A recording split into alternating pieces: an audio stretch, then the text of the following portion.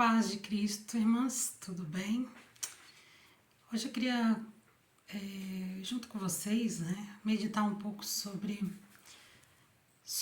uma característica do Sermão do Monte, onde Jesus traz um dos caráteres dos filhos de Deus que reinaram os céus, que é a sensatez, o ser sensato. A gente já vem falando sobre isso quando a gente fala sobre sabedoria, sobre prudência, A gente também está lendo o livro de Provérbios, que traz bastante menção sobre como é o insensato e como é o sensato, E a gente vê as consequências de cada uma dessas práticas de vida, Porque, na realidade, a sensatez, ela é demonstrada na prática, Eu só vou saber se uma pessoa é sensata pela forma dela agir, pela forma dela viver, Não só pelo que ela fala. Tem muita gente que fala tudo muito certinho, mas vive tudo errado. Então, não adianta. A sensatez, ela é expressa no viver da pessoa,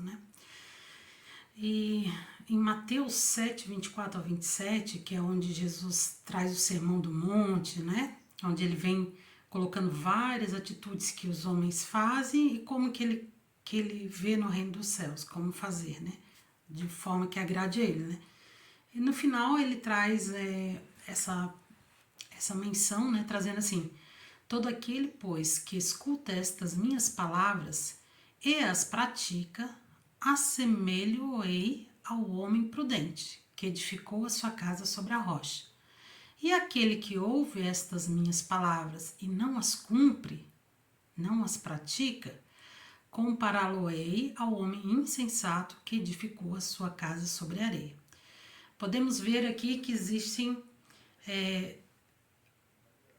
que Deus revela, a sua palavra aos dois tipos de homens, Ao insensato e ao sensato. Então, porque eles escutam a palavra. Agora, o que vai determinar qual é o caráter deles, é se eles praticam, Se eles obedecem o que Deus está falando, ou se eles não obedecem.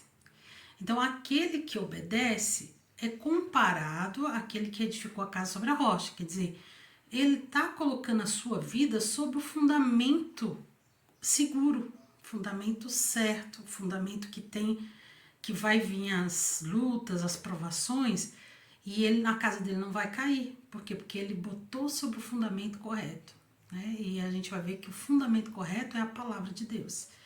E tem o homem sensato que ele ouve o que Deus fala e tudo, mas ele não coloca em prática. Então ele está colocando a vida dele sobre uma areia, porque se ele não ouve a palavra de Deus, ele vai ouvir o quê?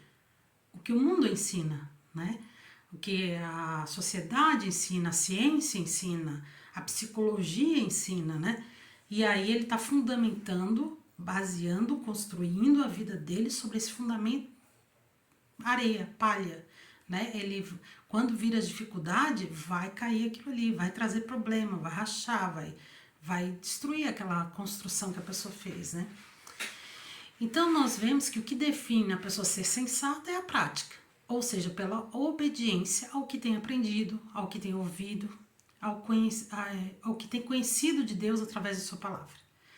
Os dois ouvem, os dois têm ensinamentos, mas apenas o sensato obedece e tem um bom resultado, pois fundamentou a sua vida sobre Cristo e não sobre as suas próprias ideias ou conceitos. Às vezes não é nem o conceito do mundo, às vezes as próprias ideias da pessoa, Eu penso assim, Eu acho que a gente sempre acha que o que a gente pensa é certo, E a gente tem que cuidar com isso e basear os nossos pensamentos e a nossa mente na palavra de Deus. Aí agora a gente vai ver que, essa palavra sensatez, no original grego, ela é sófronos, que significa salvação e mente. Então, portanto, se a mente ter a nossa mente separada para Deus. Quando a gente fala salvação, né, nós entendemos que salvação é o quê? Quando Deus nos separa do mundo, né? Nós antes estávamos, né, nesse emaranhado do mundo junto com todos. Mas o momento que Deus nos salvou, Deus nos separou para Ele. Nos separou, né? Nós fomos separados, fomos santificados. Por isso que a gente usa a palavra santos, né? É santificados para Deus, separados para Deus. Então, a gente foi separado em espírito para Deus, né? Aí a gente precisa agora santificar o nosso corpo, que é através do todo o processo de santificação. E um dessa santificação também é na nossa mente, né? Que é a sensatez, né? É separar a nossa mente para Deus. Então, isso é ser sensato para Deus. É ter a nossa mente segundo a palavra de Deus, né? Tem um texto que diz assim: não sede conformados com este mundo, mas sede transformados pela renovação do vosso entendimento, para que experimenteis qual seja a boa, agradável e perfeita vontade de Deus. Está em Romanos 12, 2. Então, aqui o Senhor já está falando que nós temos que renovar nossa mente. Não adianta a gente se converter, né, sair do mundo só no nosso espírito ou na nossa fé, mas não converter a nossa mente. A gente precisa converter a nossa mente para a palavra de Deus. Converter é arrependimento, é mudança de rumo.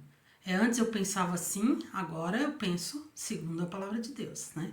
Então, sempre que a gente for confrontado com a palavra de Deus, a gente precisa assumir o que nós vamos, a partir daquele momento, praticar. O que a gente já pensava, os nossos conceitos ou a palavra de Deus. Ela tem que ser a prioridade, porque ela é a rocha. Ela é o fundamento correto que se a gente basear, a nossa casa vai ser edificada sobre a rocha, né? Então, tem outro versículo também que diz assim: portanto, a graça de Deus se manifestou salvadora a todos os homens, educando-nos para que, regenerados a impiedade e as paixões mundanas, vivamos no presente século sensata, justa e piedosamente. Tito 2, do 11 ao 12. Olha que tremendo, né? O Senhor nos salvou e nos educa para que, regenerados da impiedade, dessas paixões mundanas, vivamos aqui, né, no presente século, sensata, justa e piedosamente. Sensata é com uma mente sã, uma mente separada para Deus, né? Hoje em dia, muita coisa sensata deixou de ser considerada pela sociedade e passou a ser trocado os conceitos do certo e do errado. Por isso, a base tem que ser a palavra de Deus, que é imutável. A palavra de Deus em Mateus 24, 35 diz assim: o céu e a terra passarão, mas as minhas palavras não hão de passar. Então, né, passará tudo, mas a palavra de Deus ela é imutável, ela não passará. Deus vai cumprir tudo que Ele colocou ali, e Ele vai, quando no juízo eterno, Ele vai passar tudo pelo crivo da palavra de Deus, e não pelos os nossos motivozinhos, isso, aquilo, né?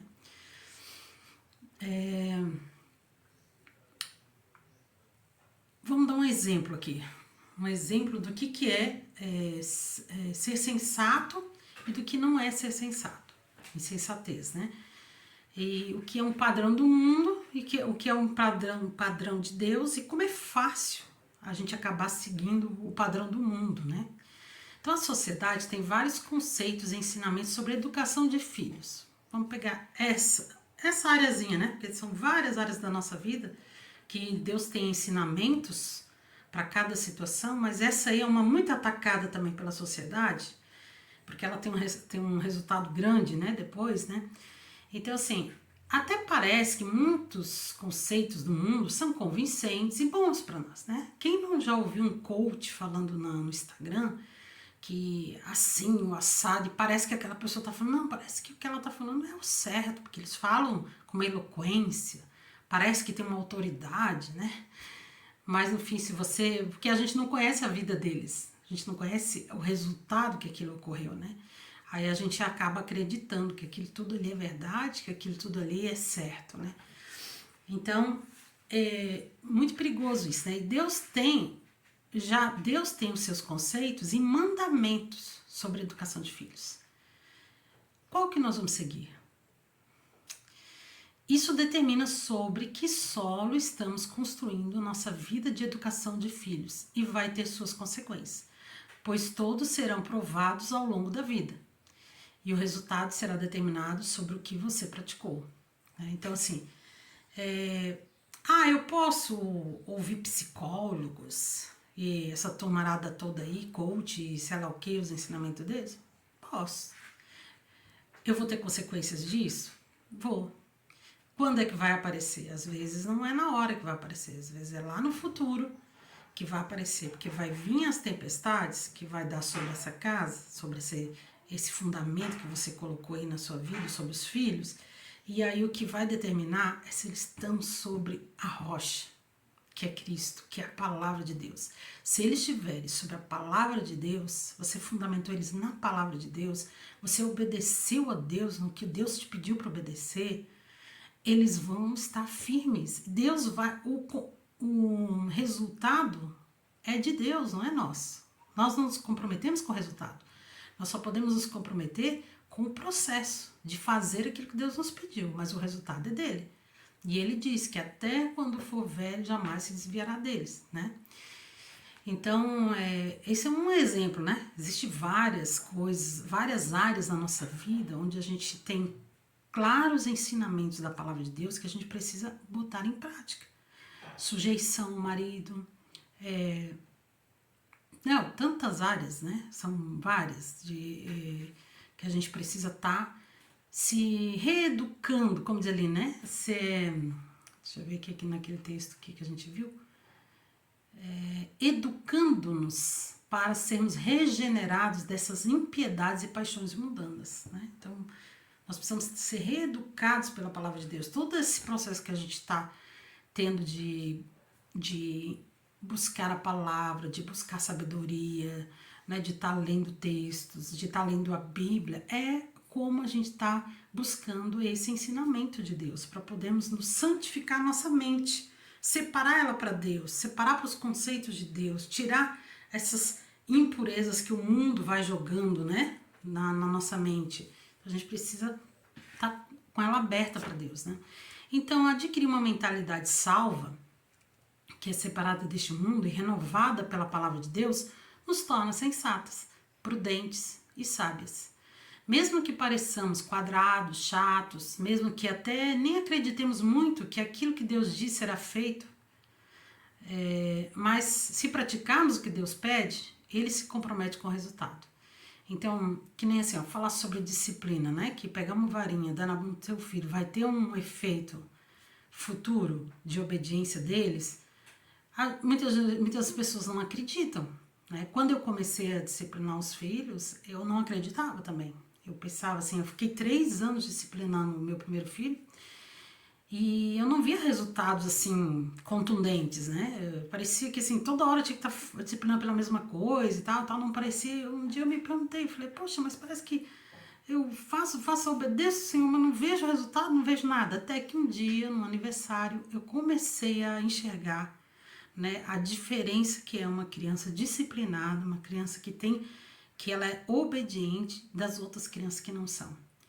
E aí, ali eu comecei a ver os frutos. E hoje, com eles casados, né, vivendo a videz, eu vejo o fruto de Deus, dessa obediência à palavra de Deus, né? Então, é muito importante a gente fundamentar desde novo convertido, porque às vezes a gente se converte, né, cedo, mas a gente se converte tarde, mas desde o momento que eu comecei a conhecer a palavra de Deus, tudo aquele pequena coisa que tu aprendeu hoje, coloca em prática. Aprendeu sobre isso? Coloque em prática, né? Para você ir formando o caráter de Cristo na sua vida. O Senhor vai forjando, deixa o Senhor forjar o caráter de Cristo na sua vida. E aí você vai colher esses resultados depois, né?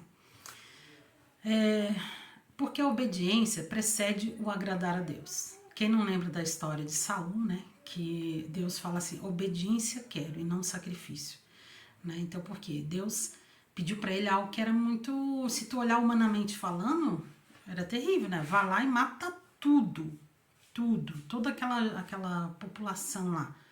Era criança, era mulher, animais, tudo tinha que matar, né? E aí depois que matasse todos eles, aí isso ia agradar a Deus.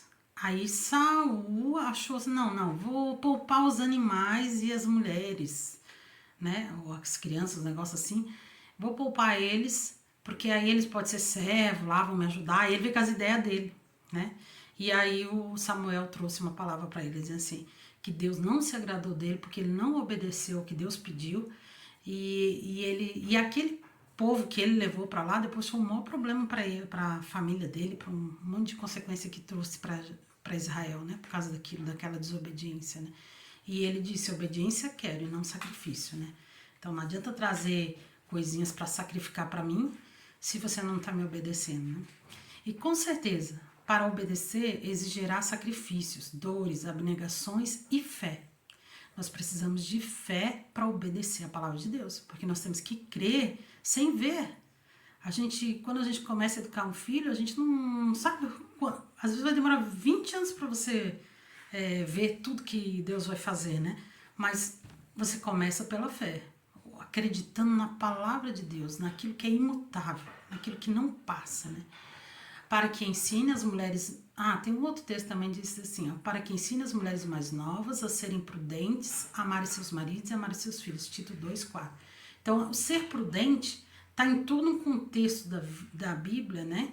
Como algo assim super importante para o caráter de um filho de Deus, para que a gente possa viver uma vida onde vamos ter resultados de Deus, onde vamos ser livres de sermos destruídos, a nossa casa, nosso fundamento, né?